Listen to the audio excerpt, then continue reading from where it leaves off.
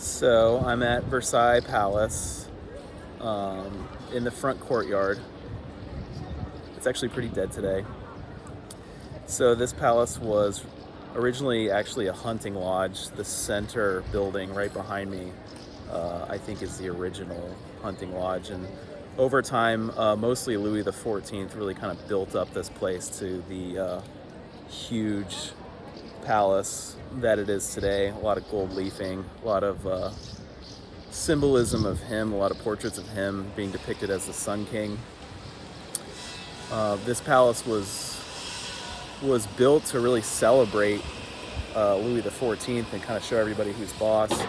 If you were a member of the nobles, the Second Estate, it was really expected for you to live here and participate in the palace rituals. But today it's a museum open to the public. The gardens, a lot of the rooms are open to the public. You can take a tour. I'm going to do the best I can to show you what that tour is like and describe the individual rooms and take some videos. A stone engraving, it looks like, of Louis XIV being crowned by some angels. One of many pieces of art to celebrate the guy.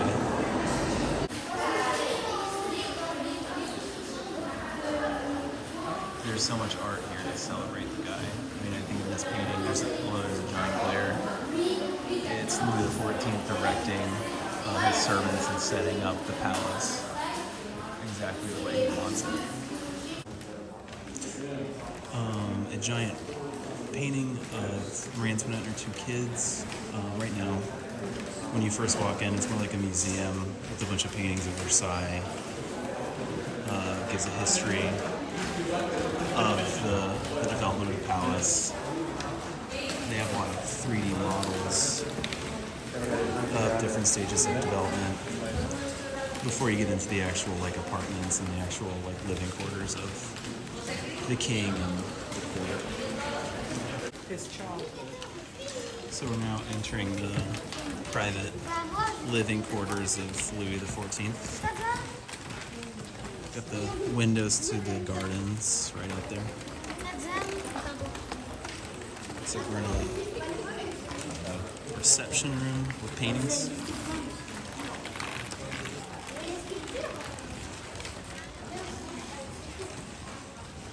Landscape paintings of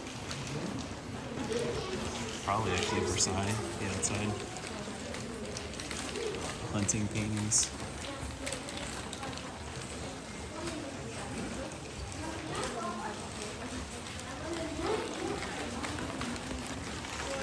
And of course, the painting of the man himself. So these apartments were converted into a museum by Louis Philippe, the monarch, in the 1820s. Wanted to celebrate the life of Louis XIV and also other members of the royal family.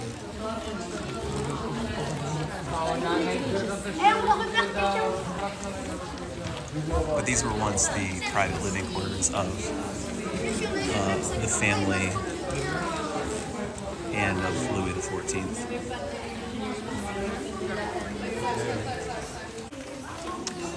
This room shows off the painters and artists that contributed to a lot of the art that is now on display at Versailles that worked for Louis XIV. And usually they're displayed with their instruments, whether it's like a brush or like a chisel, and some of their work next to them as well. So this guy has a chisel, that made a lot of sculptures at Versailles. The guy with the weird hat. I like this guy.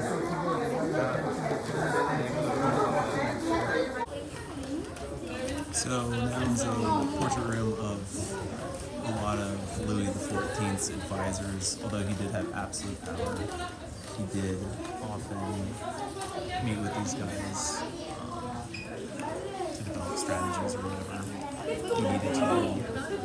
Right, the center is kind of a glare, but of course, it's a little with actually the sun shining right at him. is a bit symbolic.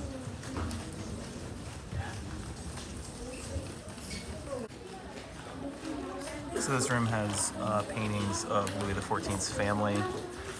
It's worth noting that none of his sons, Louis XV is not his son, but it's his grandson, because none of his sons lived to take over the throne.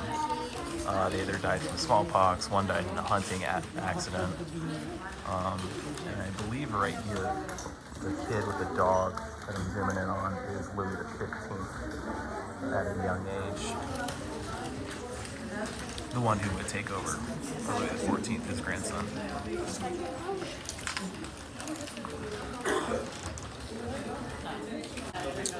Some more paintings celebrating Louis XIV. This one in particular depicts Louis as a Roman emperor being crowned by, I think, a god that represents glory. But just about every one of his paintings. It's hard to see some of it, but he's showing off Louis in some capacity. There he is on the right in the red. Heavenly.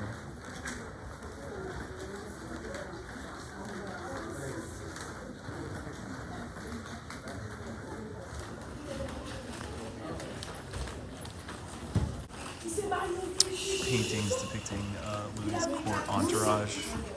And the center. A massive painting of Louis and the court.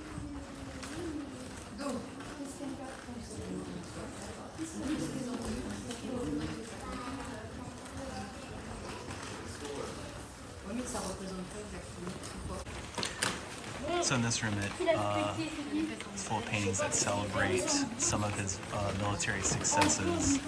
About 31 of his 55 years reigning.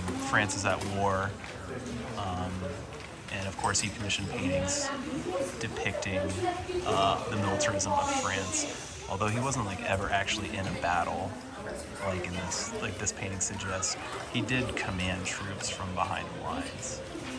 But unsurprisingly, you have paintings that are overemphasizing his military role in France.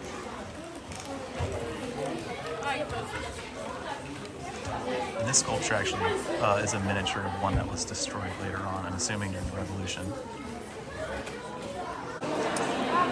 So this is an entrance room to the chapel that we saw earlier. I'm on the second floor. I just want to give you an idea of the level of detail that is in these decorations. I mean, every corner of this palace has some type of decoration. And I think these are individual gods, Roman gods specifically, that represent different virtues that Louis XIV is trying to carry with him or show that he has resting on his back as he reigns. Let's see if I can't get a view of the upper level of the chapel. This is where he'd go to church. You can see the organ that I videoed earlier in that painting. You can't really tell. Oh, it's Jesus. And there's God.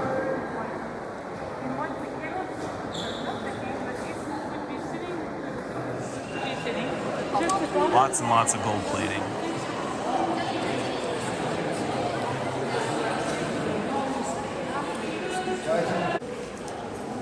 So this is referred to as the Hercules room. This was completed towards the end of his reign in 1710. And it's called the Hercules room because there is this painting. And right in the center there, let me see if I can't get a better shot of it. There is a depiction of Hercules with other Roman gods. He's on the bat on the chariot. This actually was the largest painting in the world at the time. And the audio guide said that it took the guy 3 years to paint this, and about a year after he painted it, he died by suicide. And you also have this biblical painting right here by a Venetian painter. center. This is a massive reception room covered in, of course, gold leaf and paintings, marble. It's huge. And you can see right up there some of the gardens, which we'll be going through at the end. Stunning. So this is the Venus room. There's a lot of rooms that are themed after planets and Roman gods. Think about why he would have these rooms themed after planets. What would that be a reference to? In here, right in the center, you have Venus. Right there. Since Venus is the god of love, there are some depictions of couples. One in particular, right here, you have Alexander the Great getting married. Right in the center, there is a statue of Louis. It's a warlike statue. You can see he has a sword to his back, and he's holding his head in his helmet. The helmet, I think, is supposed to represent Medusa. And in here, they would have. It's like a reception room. They'd have appetizers and small things to eat during a reception.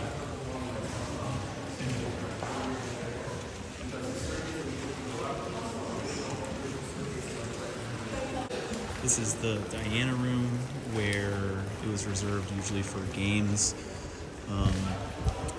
There used to be a billiards table right in the center, and where the king would play with guests. It was always expected that you let the king win, though.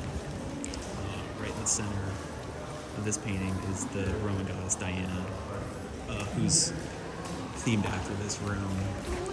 She's the goddess of hunting and nature. And you can kind of see that in some of these paintings. Hunting and nature.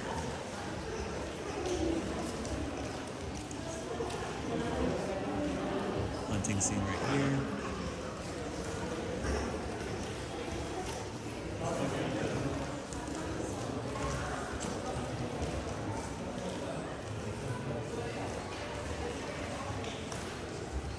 And at the center, the bust of Louis XIV when he's in his 20s.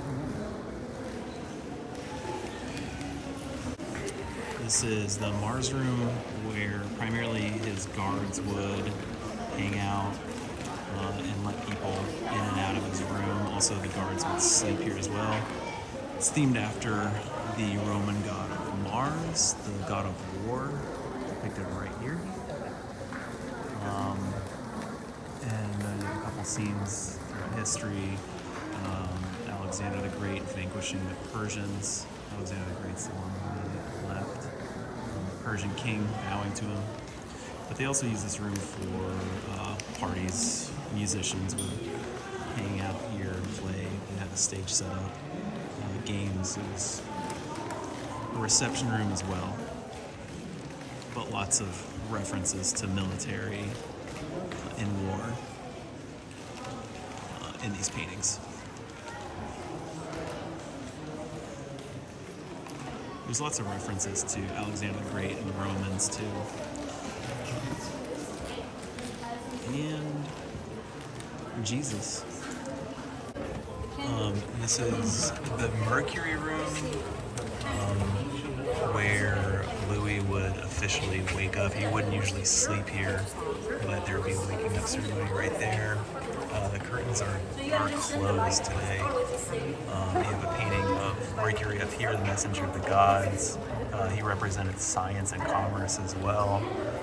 This is also where they displayed his body for 8 days after he died. It's pretty packed. I'll try and get this one.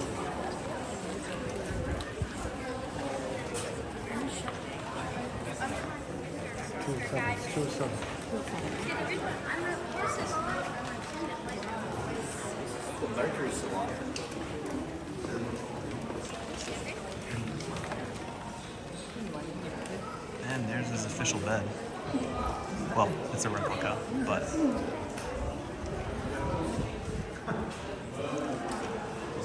looks like Louis XVI.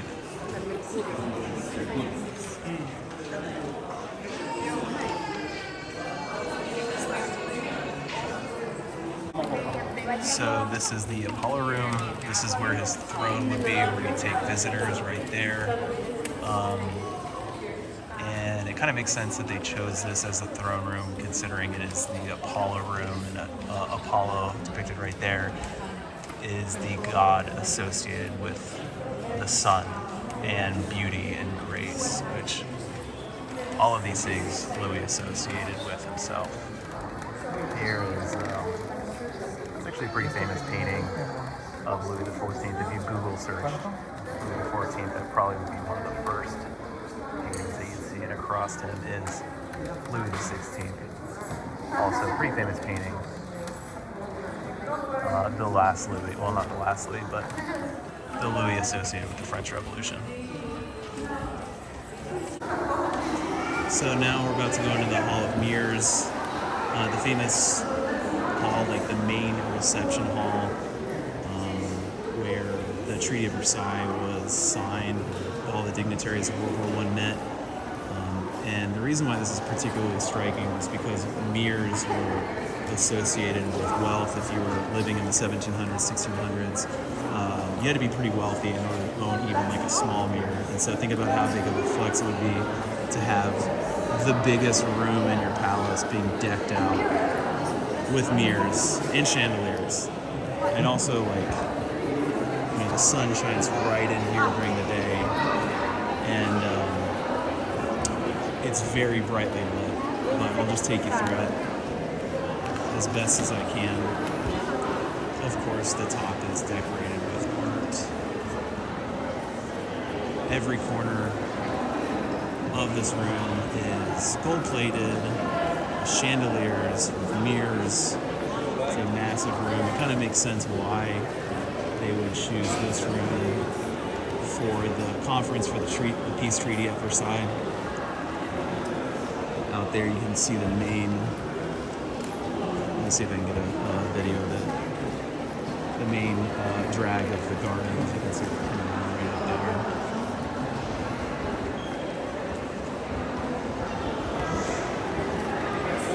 Gold statues everywhere. This is the most breathtaking part of Versailles, and probably the most famous room at Versailles.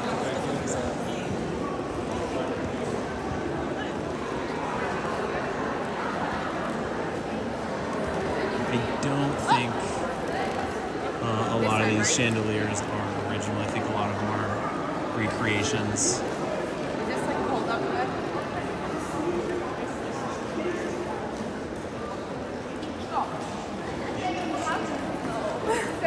And again, actually pretty dead, considering I've been here where it's full of people.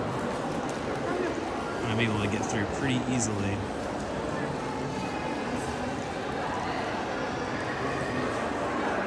There he is.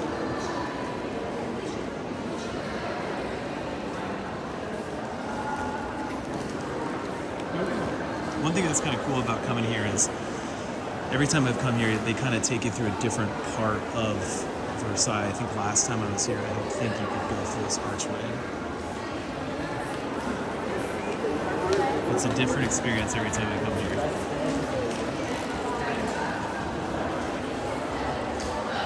Here's from the other angle, the other end of the Hall of Mirrors.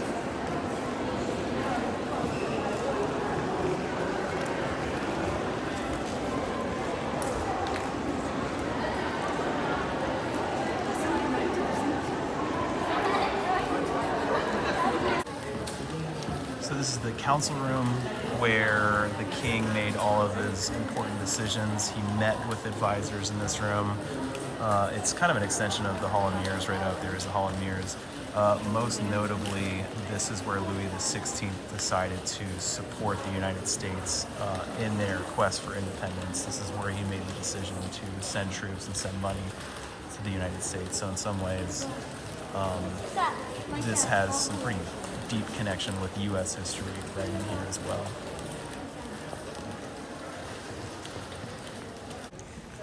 So this is another one of Louis' bedrooms. This one is more sun themed than the other one. It would also have getting up and going to bed ceremonies where you'd have people that are members of the court that would line up alongside his bed and participate in the ceremony of him getting up and going to bed. Also, this is the room where he died. He died right in here of gangrene of the leg. And of course, the sun would shine right through these doors every morning, right on his bed, because he's the Sun King. This room was the entrance for his bedchamber, where members of the court would wait in order to participate in the getting up and going to bed ceremony. Right in there is his bedroom, the entrance. It's a pretty large room, gilded with life-size children, depictions of children. And you also have here a family portrait where Louis' family is depicted as gods. Louis is in the center right there, depicted as the god Apollo, again the god that's associated with the sun and beauty and grace. Pretty huge room with one massive mirror right there, and just paintings of Louis everywhere. And you got these oval-shaped windows out also into the different rooms. And this is the other room at the end of the Hall of Mirrors. Just wanted to get a video of it just because there's so much to look at.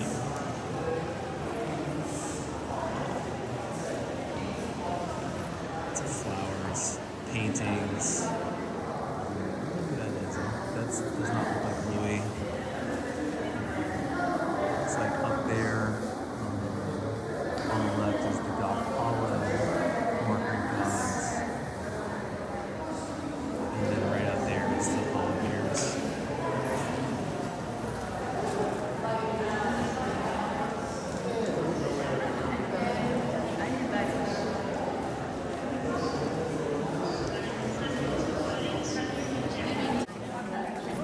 This is the Queen's bedchamber, where the members of the court would line up every morning to greet her for the getting up ceremony. They would have public birthings in here as well. 2 queens died here, all gold-plated.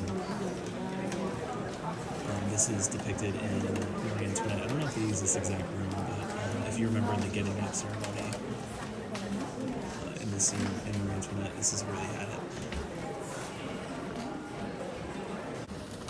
This is the nobles' room, where the queen's entourage would hang out, wait for her, where she would have parties with her fellow aristocrats. This is decorated multiple times over. The last person to decorate this room was Marie Antoinette.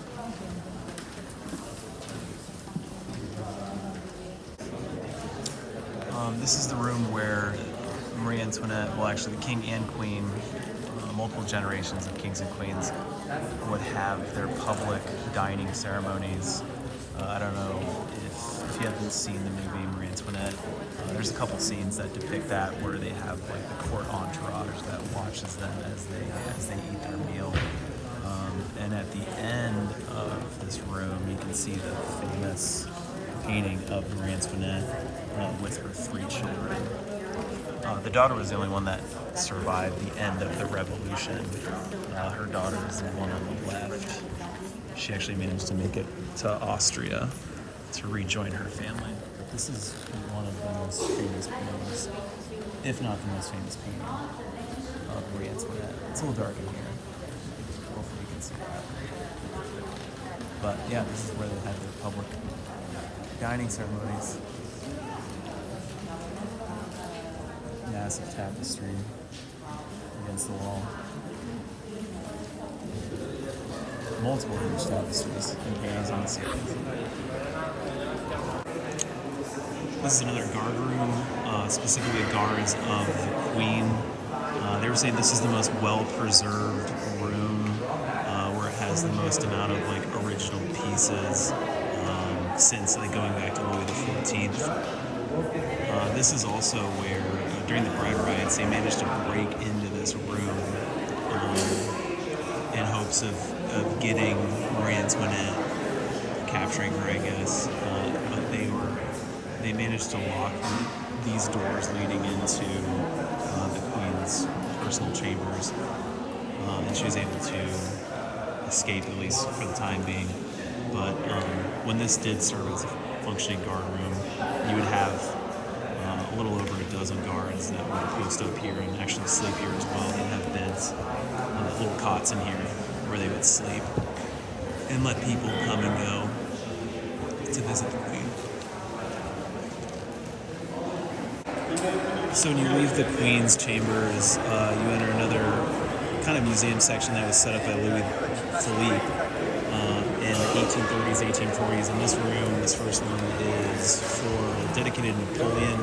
You have the famous painting, the coronation ceremony, where you have Napoleon in the center, and he's crowning his wife, Empress. Behind him, you have the Pope that is blessing the ceremony.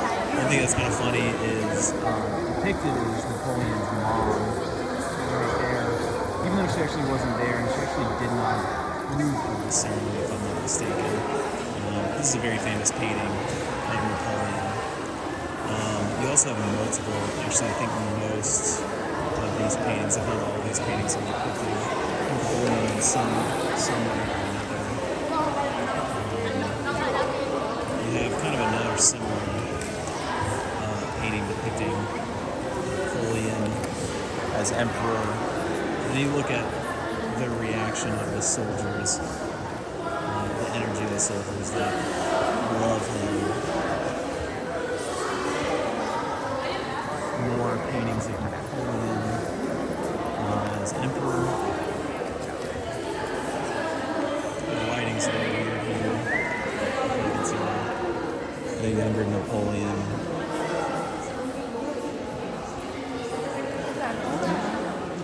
As a soldier.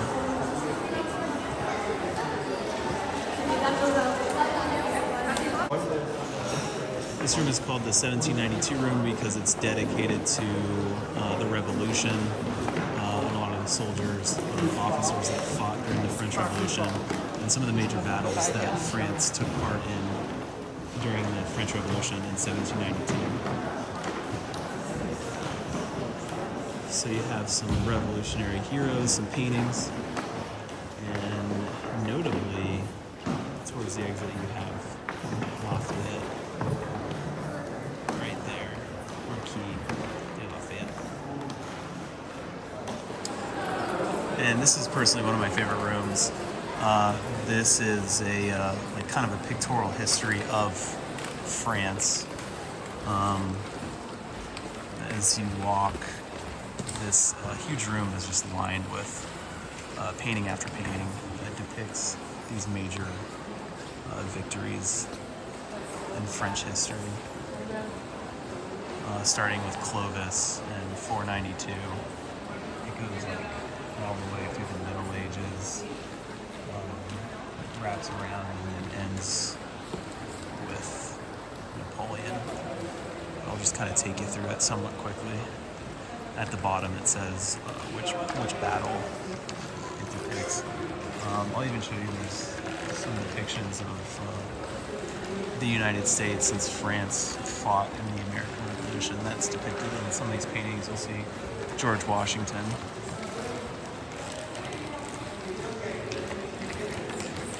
It's definitely idealized, glorifying France's victories throughout history. Again, this is set up by Louis Philippe in the 1830s, 1840s.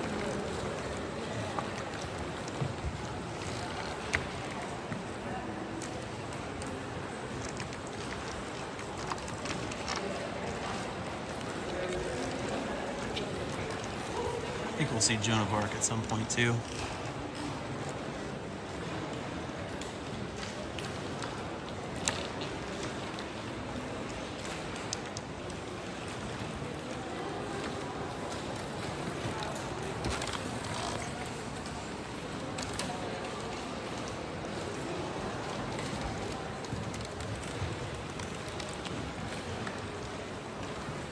There she is, Joan of Arc.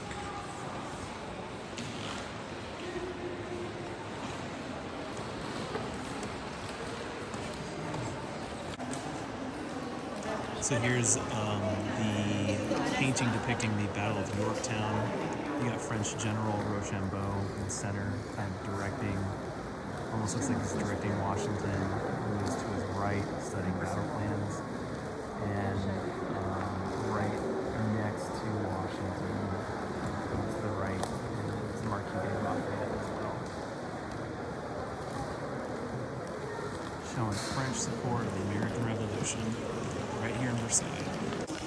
Now towards the end of the museum that was set up by Louis Philippe, you have a hall of statues that is full of famous French clergy, French politicians, and famous French people throughout history. It's a pretty massive hallway.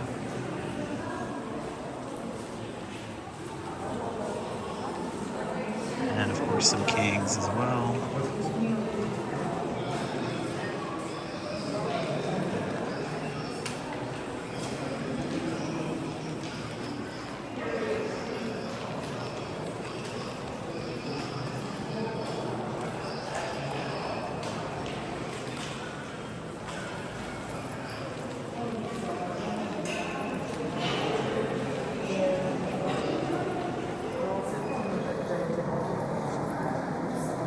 Goes on forever. All right, so now I've moved on to the outside portion of Versailles, the gardens, and they are, just like the palace, absolutely massive. I believe when they first occupied this area, it was on the land that the palace occupied was about the size of Manhattan. They built a lot of fountains, a lot of statues. There's hundreds of statues. Dozens of fountains, and they built this huge canal too out in the front of it where you can rent rowboats too. As you can see, they don't run they run the fountains only on select days. They're not running them today, but they're still there. They still run them every once in a while. After this, I'm gonna try and find Marie Antoinette's little play village where she had paid actors act like peasants and farmers. It's still there to this day. I'm gonna try and find it.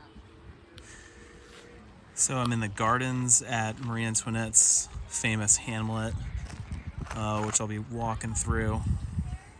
I just found out, it's a little disappointing, but just like the "let them eat cake" quote, it was actually a rumor that Marie Antoinette would act like a peasant or like play villager in this little hamlet, but it was a functioning farm and it was kind of built for her to take relaxing walks through. But as you can see, it's still pretty well preserved. I mean, most of the buildings still exist. There's like a little like fishing style lighthouse on this lake where there's I saw some swans earlier, or some ducks. But it was a functioning farm, and you can still see they're still keeping it up. The farming aspect, at least. They're still growing crops here. But now, of course, like everything else at Versailles, it's like a museum.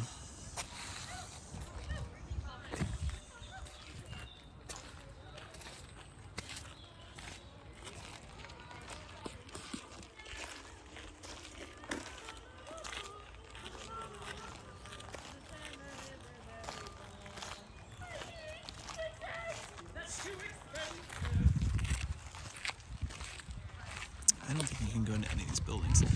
There are some smaller palaces that you can still go into, like the Petit Trianon, where she used to hang out, where she'd get away from court life. I mean, she'd get away from court life here as well. More from the other side of Marie Antoinette's hamlet.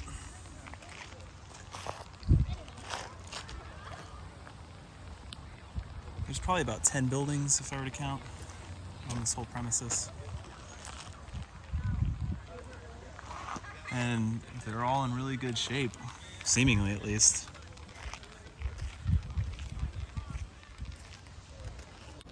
That about does it for my Versailles videos. I hope that you enjoyed watching these. I hope you got something out of it. I tried to film just about every room that's accessible to the public and tried to regurgitate as much information that I learned or I'd already known about Versailles. The historical preservation here is really impressive. It's spot on. It feels like you're walking through the French royal court because you kind of are. And if you find yourself in Paris, it's well worth the short train trip out to this suburb, Versailles, to see the palace. It's also important to remember, though, that like this, whoops, got my finger in there, that this palace was built on the back of poor French people. I don't know the exact number, but the amount of money that went into this place is staggering, and it's for just a very small population of people, really just for the royal family. And eventually it went out of style. The royal family was not willing to cut back on expenditures when France started facing all of these financial problems in the famine. And that's ultimately what led to the revolution that got the royal family in trouble and eventually got their heads cut off. But I hope you enjoyed these videos, and there will be more. Thank you.